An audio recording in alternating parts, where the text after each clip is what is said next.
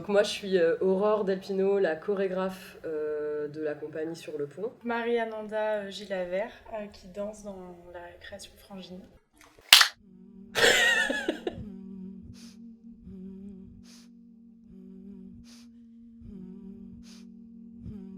La compagnie Sur le Pont, elle a été créée en 2009. Elle est implantée en Seine-Saint-Denis. C'est un vrai désir dans la compagnie de partager avec les publics des œuvres, les œuvres qu'on va créer, des spectacles, des performances, des vidéos danses, mais aussi de partager avec les publics tout ce qu'il y a pendant la création. Alors, Frangine, c'est quoi? C'est un rituel chorégraphique et sonore pour 4 femmes danseuses dans l'espace public. C'est un spectacle qui vient questionner les contraintes des corps des femmes et dans l'espace public et de la place qu'elles peuvent occuper dans l'espace public. Le projet, il est né il y a à peu près 10 ans. Une fois comme ça, ou une autre fois où je me fais regarder de manière ultra insistante dans le tram et puis je commence à bouillonner un peu, toute seule. C'était l'époque où il y avait une Coupe du Monde du rugby et je me vois en train de faire un haka dans ce tram et à me dire ah bah là si je fais quelque chose comme ça, déjà ça me fait répondre quelque chose mais c'est tellement décalé que potentiellement ça offre aussi en face la chance de répondre autrement. Enfin voilà, donc c'est comme si je venais jeter ce sortilège, proposer un autre espace relationnel, moi je me donne un autre corps, enfin voilà, ça m'a ouvert tout un espace de potentiel de création.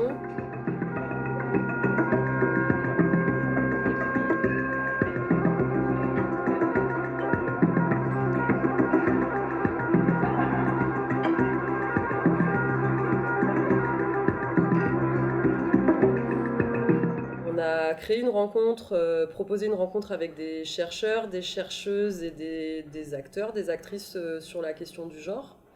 Et on a pu notamment rencontrer des personnes du LEGS, le laboratoire des études de genre et de sexualité, l'Institut du genre, des personnes de l'association Sexe et Consentement. Et il y a une chose que je retiendrai particulièrement, c'est que, a priori, ce qui a été reçu, c'est que l'invitation qu'on a pu faire, c'était de sortir des a priori les danseurs, les danseuses dansent, les chercheurs, les chercheuses pensent. Du coup, moi, j'ai présenté ma pensée en mouvement de cette œuvre-là. Et donc, à la fin, on s'est quitté. Voilà, il y a un chercheur notamment qui m'a dit tu es sorti de la posture dans laquelle, a priori, ta fonction danseuse te mettait. Peut-être que la prochaine fois, moi, je sortirai de la posture avec mon étiquette chercheur dans laquelle a priori je dois être, et peut-être que je viendrai danser moi aussi. Et en fait, du coup, c'est là qu'on doit se rencontrer, vérifier des choses, se regarder, mais voilà, et c'est là où la relation, en fait, elle se met en mouvement, donc je pense que c'est aussi ça que moi j'aime bien, c'est que c'est là qu'on commence à devoir agir et co-créer ensemble quelque chose pour finalement venir se rencontrer. Ça me questionne aussi sur du coup la recherche elle est dans le milieu universitaire et là c'est comme un autre milieu alors que finalement il y a beaucoup de passerelles en fait dans les manières dont on investit nos pratiques et d'autant plus sur ces thématiques là.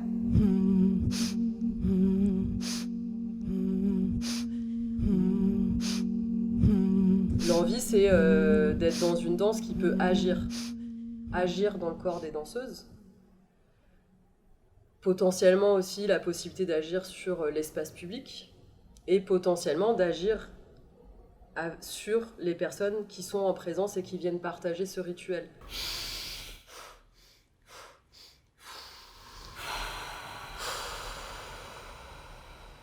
Tout à l'heure, je parlais d'un corps justement très contraint, très dans la peur et tout. Et là, en fait, c'est quand même un travail de danse où il y a beaucoup de tension, mais en fait, toute la tension, elle va venir nous faire accumuler du pouvoir.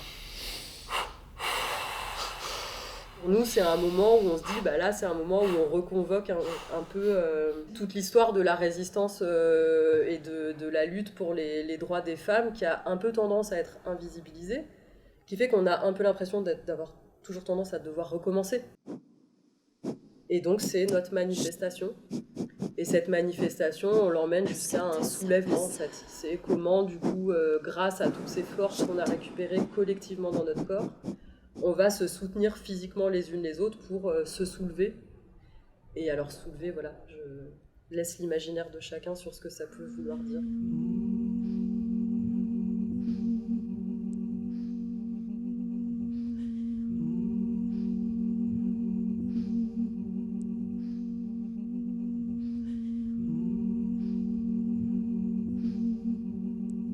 Je pense que l'expérience frangine, si on la met en partage, ça peut venir éclairer des choses qui sont reliées à des choses très concrètes quand en effet on travaille dans la danse. Sur la prise d'espace, sur la conscience de son corps, sur le rapport aux autres. Enfin, il y a quelque chose qui est déjà développé de cet ordre-là, pour moi, dans la pratique de la danse, qui a un vrai biais de transformation aussi sur notre rapport au quotidien et aux autres en termes de corps. Donc moi, je dirais que c'est déjà la pratique de la danse en fait à la base, et aussi la réflexion que j'ai faite sur cette pratique par rapport aux questions de genre, qui fait que c'est déjà quelque chose qui est questionné et qui a bougé ma position dans l'espace public, ou la manière dont j'allais me sentir dans certains espaces, voilà. Et Frangine, c'est venu compléter, rajouter un point de vue, quelque chose de cet ordre-là.